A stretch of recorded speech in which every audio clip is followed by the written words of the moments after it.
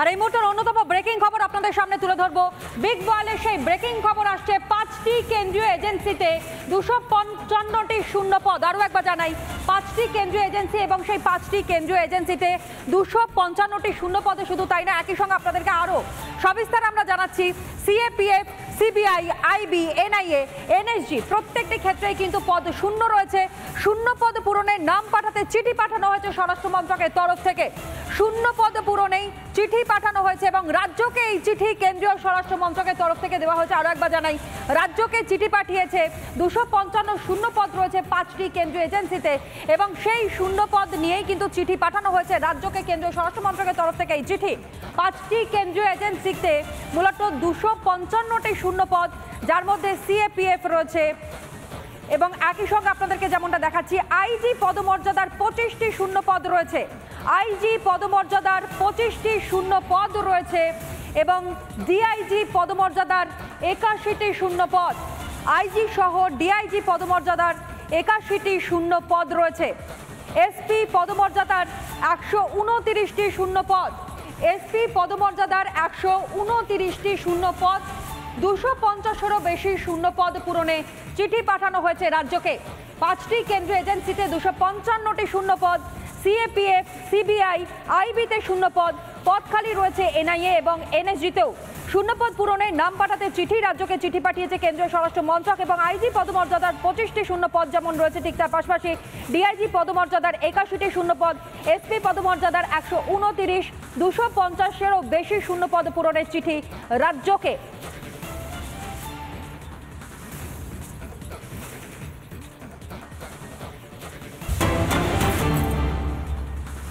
শিক্ষক নিয়োগ দুর্নীতি মামলায় আজ বেশ কয়েকজনকে আদালতে পেশ করা হবে বলে খবর পাওয়া যাচ্ছে। আরও একবার জানাই, শিক্ষক নিয়োগ দুর্নীতি মামলা আপনারা জানেন ইতিমধ্যেই রাজ্যের মন্ত্রী থেকে বিধায়ক এমনকি বেশ কয়েকজন আমলা ইতিমধ্যে জেল হেফাজতে রয়েছেন এবং তাদের মধ্যে থেকে কাদের কাদের আজ আদালতে পেশ করা হবে বা হয়েছে এই বিষয়ে আরও বিস্তারিত আমাদের জানাবে সৈকত, আমাদের প্রতিনিধি আমাদের সঙ্গে। সৈকত,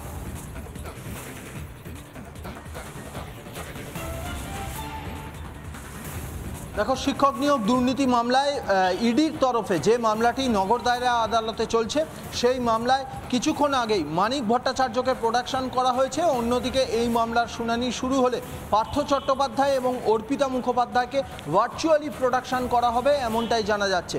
অন্যদিকে সিবিআই এর আরেকটি মামলা, যেটি আলিপুর কোর্টে চলছিল, প্রাথমিক টেট নিয়োগ দুর্নীতি মামলা, সেই মামলাটি ইডির তরফ থেকে আবেদন জানানো হয় যে ওই মামলাটির পিএমএলএ পার্ট অর্থাৎ আর্থিক দুর্নীতির পার্ট, সেটা আলিপুরে চলছিল, সেটা নগর দায়রা আদালতে ট্রান্সফার করা হোক। সেই ট্রান্সফার করা হয়েছে, সেই মামলারও আজকের হিয়ারিং হবে। সেই মামলায় ইতিমধ্যে কুন্তল ঘোষ এবং তাপস মণ্ডল, এদের দুজনকে কোর্টে আনা হয়েছে। আর কিছুক্ষণ পরেই হিয়ারিং শুরু হবে।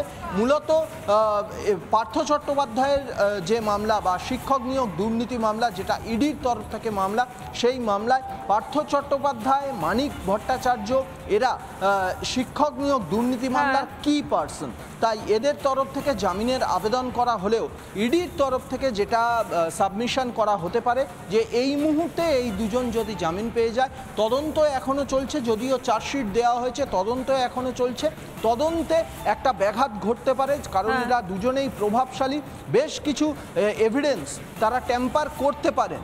অন্যদিকে প্রাথমিক নিয়োগ দুর্নীতি মামলায় যে পিএমএলএ পার্ট অর্থাৎ আর্থিক দুর্নীতি পার্ট, এই কুন্তল ঘোষ এবং তাপস মণ্ডল দুজনেই কিন্তু দুজনের এগেনস্টে আদালতের কক্ষের বাইরে বিভিন্ন সময় তোপ দেখেছিলেন যে আর্থিক লেনদেন নিয়ে, সেই পার্টটাও আজকের হিয়ারিং হবে এমনটাই জানা যাচ্ছে। একেবারেই তাই। আপাতত ধন্যবাদ জানাই, নজর রাখো সৈকত।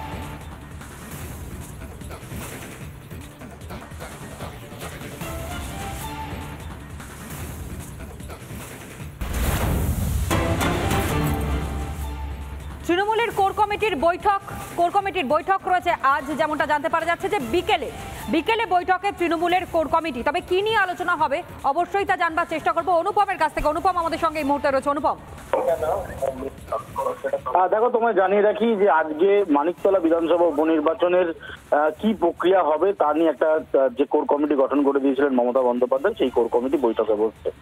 বৈঠক হবে পরেশ পালের বেলেঘাটার বাড়িতে। সেখানে উপস্থিত থাকবেন একদিকে যেমন কুণাল ঘোষ, যিনি তাকে এই মুহূর্তে মানিকতলা বিধানসভার কনভেনার করা হয়েছে, পাশাপাশি যিনি ইলেকশন এজেন্ট থাকবেন অনিন্দ কুমার রাউত 13 নম্বর ওয়ার্ডের কাউন্সিলর, তিনি থাকবেন, পরেশ পাল নিজে থাকবেন। এরা প্রত্যেকে বৈঠক করবেন। তুমি জানো ইতিমধ্যেই গতকাল নবান্ন থেকে যে সূত্র মারফত আমরা খবর পেয়েছিলাম যে সুপ্তি পান্ডেকেই শেষ পর্যন্ত মানিকতলা বিধানসভা কেন্দ্রের উপনির্বাচনের প্রার্থী তৃণমূল কংগ্রেস করতে চলেছে। যদিও এখনো অফিসিয়াল কোনো স্টেটমেন্ট আসেনি, তবে সূত্র যেটা জানাচ্ছে যে সুপ্তি পান্ডে প্রার্থী হচ্ছেন। সেক্ষেত্রে দাঁড়িয়ে সুপ্তি পান্ডেও কিন্তু আজকের এই বৈঠকে উপস্থিত থাকবেন। মূলত 8টা ওয়ার্ড নিয়ে এই মানিকতলা বিধানসভা, যেখানে দেখা যাচ্ছে 2024-এর লোকসভা নির্বাচনের ফলাফলে বিজেপি যথেষ্ট ভালো ফল করেছে। সেক্ষেত্রে দাঁড়িয়ে যে ওয়ার্ডে আজকে এই বৈঠক, সেই পরেশ পালের ওয়ার্ডেও কিন্তু বিজেপি এবার যথেষ্ট ভালো ফলাফল করেছে, 31 নম্বর ওয়ার্ড। এই যে ওয়ার্ডগুলো রয়েছে সেই ওয়ার্ডগুলোতে একাধিক জায়গায় দেখা যাচ্ছে যে বিজেপি এমন ফলাফল করেছে যে বিধানসভা নির্বাচন কার্যত ঘাড়ের ওপর নিঃশ্বাস ফেলছে বিজেপি তৃণমূলের। স্বাভাবিকভাবে এই পরিস্থিতিতে দাঁড়িয়ে তৃণমূল কংগ্রেস যেটা চাইছে যে ভোটগুলো তাদের 2024-এ বিজেপির দিকে গিয়েছে এই ভোটগুলো পুনরুদ্ধার করা। সেটা আদৌ কতটা সম্ভব হবে এখনো পরিস্থিতির ওপর নজর রাখতে হবে। তবে আজকে এই বৈঠকটা অত্যন্ত গুরুত্বপূর্ণ। বেশ, ধন্যবাদ জানাই অনুপম।